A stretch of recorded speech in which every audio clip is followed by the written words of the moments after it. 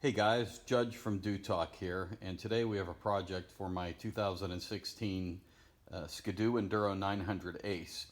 And this project is for a replacement of the reverse relay circuitry. Some of you out there have had some problems with relays failing and reverse actuator motors failing. And my friend Gary Merritt at Merritt Automation has come up with a new kit to replace the stock relays with some heavy-duty relays and a snubber to help the electronic reverse on the four-strokes. And Gary says part of the problem is there's no limit switch on the reverse actuator motor, and that can cause problems with the relays, causing them to stick and fail.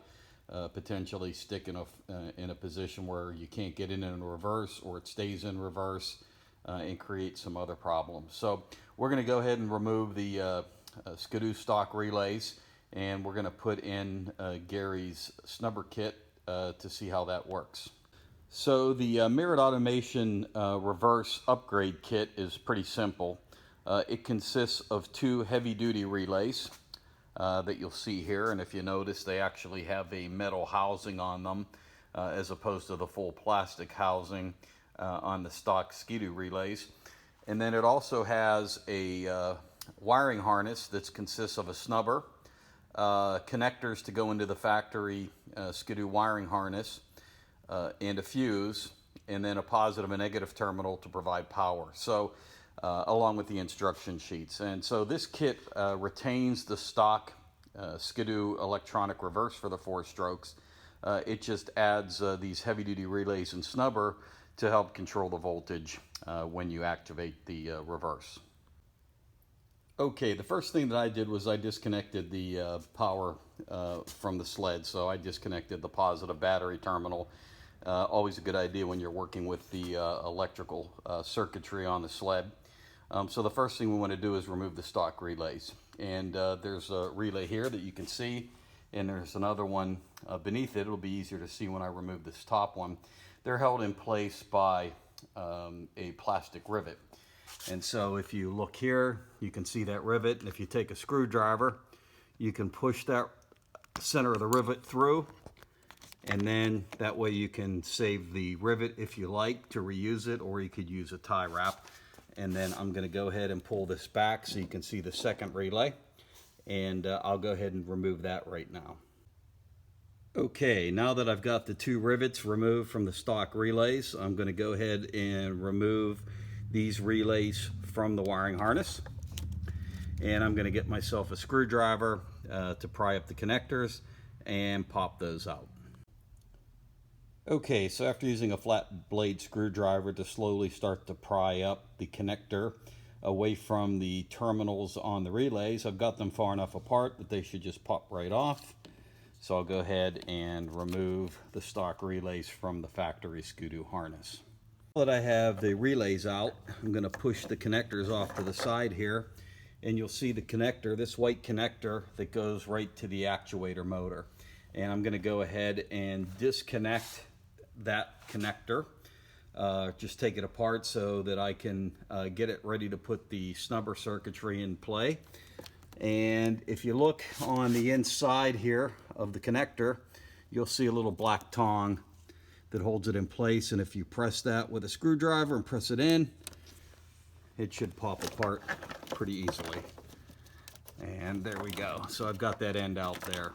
So there's the actual factory reverse wiring harness. And you can see there's a connector for the motor, and then two relays, and then a bottom plug that puts it into the main wiring harness. I've got the wiring harness disconnected from the reverse servo motor, and I've got the factory relays out. I've got the new wiring harness with snubber that I'm going to install. And the first thing that I'm going to do is, you'll notice there is a male and female connector that will plug into the reverse servo motor on one end, and then the reverse wiring harness for the relays on the other end. Pull that up there so you can see it, and we'll get those connectors hooked up first. Okay, as you can see here, I've plugged in the new wiring harness to the stock harness on the sled where the relays will connect, and then the other end's connected to the reverse servo motor.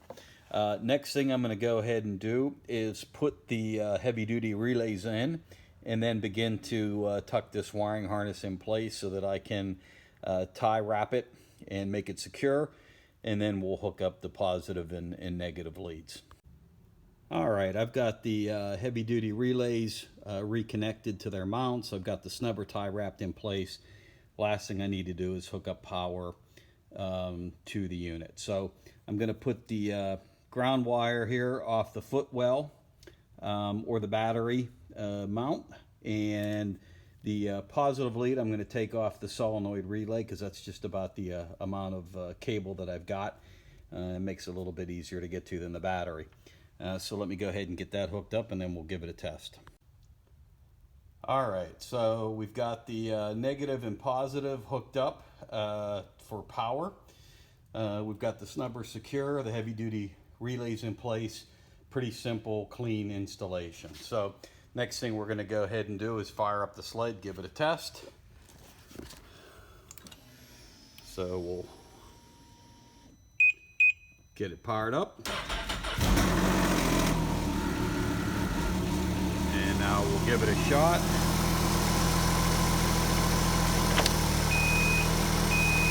In reverse, back and forward. Reverse, forward.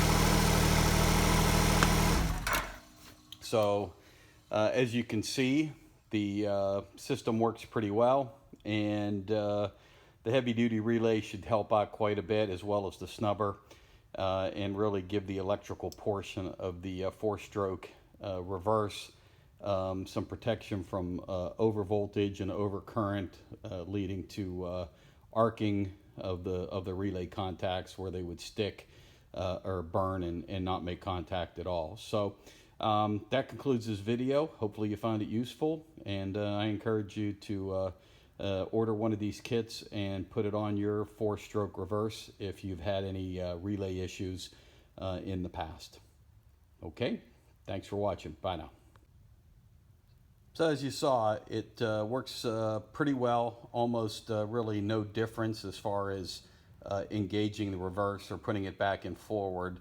But the heavy-duty relays, along with the snubber, should provide more of a protection from any type of over voltage or over current condition from the reverse servo motor not really having a limit switch and keeping the voltage applied longer than it needs to be. So hopefully you found this video useful, and if you've had any problems with your e-reverse, this is a fairly inexpensive and easy upgrade you could make, and it should be able to prolong the life of your relays and have your reverse working more smoothly if you've had problems in the past. So that's all for now, and till next time, this is Judge signing off.